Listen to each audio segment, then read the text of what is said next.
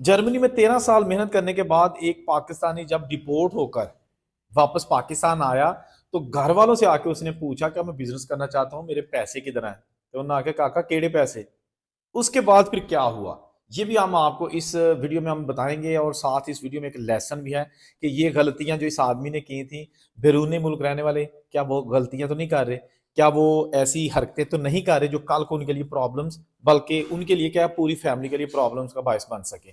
बड़ी अहम वीडियो है। लेकिन इसी वीडियो में हम आपको दूसरी खबर भी देंगे। एक पाकिस्तानी खातून जो कि अपने जिसकी शादी यूके में हुई थी, लेकिन वो शादी के 3 साल बाद यूके जाती है। जब वहां जाती है तो उसके बाद ये तलाक का मुतालबा करती है। शोहर हैरान रह जाता है। लेकिन जो भी इसकी तफसीलात हैं वो भी हम आपको इसी वीडियो में बताएंगे। बात करेंगे जर्मनी वाले उस पाकिस्तानी नौजवान की, तारक बशीर उसका नाम है। वो डंकी लगा के 6 साल वो यूनान में रहा, उसके बाद वो चला गया इटली और फिर रहा जर्मनी। अच्छा, जर्मनी में उसके पेपर ही नहीं बने, किसी जगह भी नहीं बने। वो काम शाम करता रहा वहाँ पे, मेहनत मजदूरी करता रहा, कभी खेतों में कभी कुछ भी, लेकिन वो पैसे बहुत कमाता था क्योंकि मेहनती आदमी था।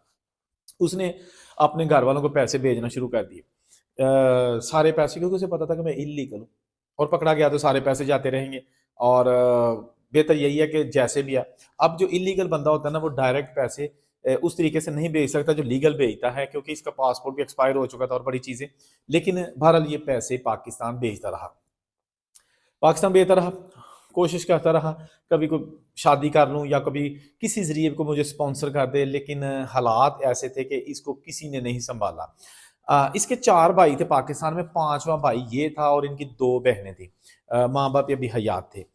उसके बाद ये होता है कि एक दिन इसको ना पकड़ा जाता है और इसको डिपोर्ट कर देते हैं, पाकिस्तान डिपोर्ट हो जाता है। डिपोर्ट हो जाता है, चले कहता है कि बड़ा पैसा हो गया होगा पाकिस्तान, मैंने तो बहुत ज़्यादा पैसा भेजा है, जाके कोई छोटा-मोटा काम शाम कर लेते हैं। इत्थे आके जनाब जब घर वालों को पता चला ना ये पक्का आ गया है, डिपोर्ट होके आ गया है, तो उन्होंने जनाब इसके साथ तेवर ही बदल लिए। की कहते हैं तेवर, यानी कि अखा मथे ते रख लइयां कि तू कौन है। यानी ये उसको फील लगा कि जैसे मैं इनका बेटा ही नहीं हूँ, क्योंकि उन्हें बताता था कि अब ये यहाँ रहेगा, पैसों का पूछेगा। वही हुआ, उसने कहा कि जी अब मैं जनाब कोशिश करनी है कि यहाँ को छोटा मोटा काम शाम कर लूँ।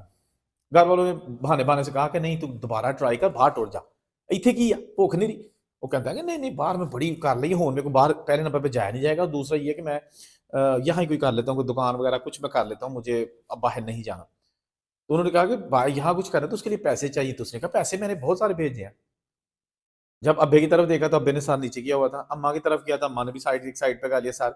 भाई कह रहे थे कि भाई पैसे जो आपने भेजे हैं वो तो घर में खर्च हो गए, घर का खर्चा इतना ज्यादा था, घर में खर्च हो गए।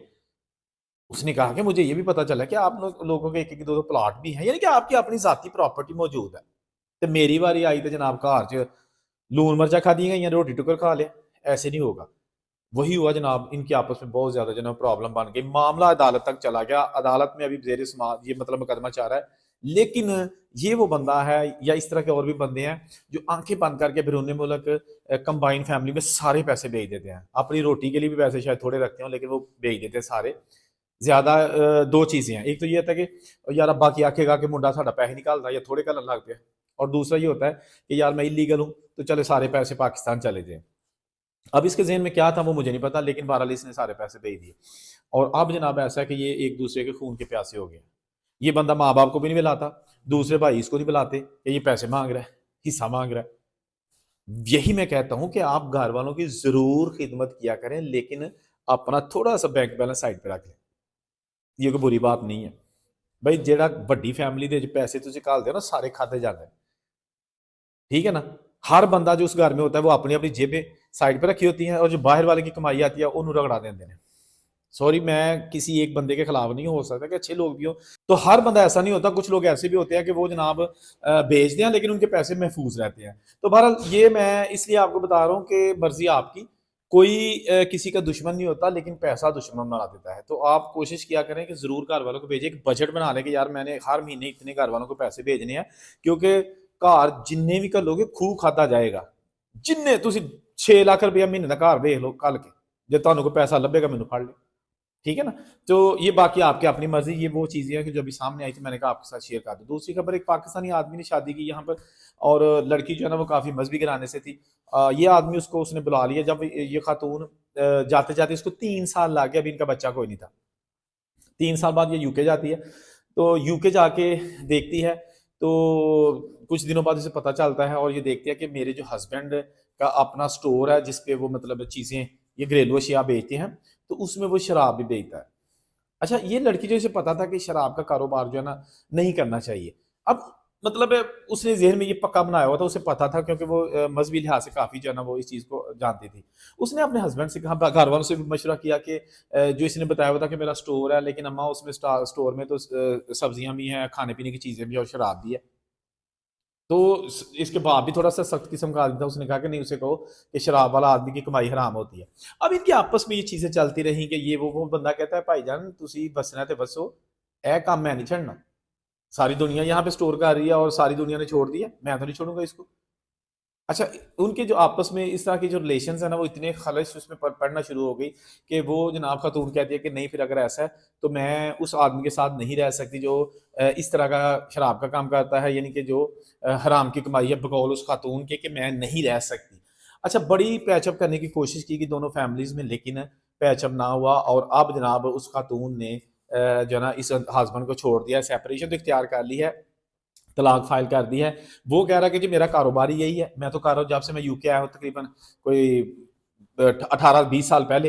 तो अब मैं आपको जनाब कैसे जनाब आपके कहने पे ये सारी चीज़ें छोड़ दूँ। तो ये मैं अब कुछ ज़्यादा आलम फाजल तो नहीं हूँ, ना ही मैं इस पोजीशन में हूँ कि मैं उनके फैसले करूँ कि बीबी ने गलत कर रही है या हस्बैंड गलत कर रहा है। स्टोरी थी, मैंने आपको बता दी, आप फैसला कीजिएगा कि क्या वो आदमी जो है वो जो वहाँ पे स्टोर में काम कर रहा था। और अच्छा होता ये, मैं एक चीज़ आपको बता दूँ, फिर आपको फैसला करने की मैं आपको इजाज़त भी दूंगा। ये जो बाहर फ्रेंचाइज स्टोर होते हैं ना, मुख्तलिफ कंपनीज के फ्रेंचाइज स्टोर, जैसे कि 7-11 आप कह लें मुख्तलिफ मुल्कों में है, और इस तरह के वीवल वाले हैं, बहुत सारे ऐसे स्टोर हैं। वो फ्रेंचाइज होती है, नाम उस कंपनी का यूज करते हैं, इन्वेस्टमेंट भी आपकी होती है और साथ वो भी आपको परसेंटेज पे जो है ना प्रॉफिट देते हैं, तो इस तरह का कारोबार होता है। लेकिन उनकी रिक्वायरमेंट होती है कि ये जो इसमें वो शराब वगैरह ना वो आपने लाज भी रखनी है, मतलब शायद किसी की ना भी हो, लेकिन मेजोरिटी ऑफ देम जो बाहर के मुल्क में होते हैं उनकी ये साथ रिक्वायरमेंट होती है।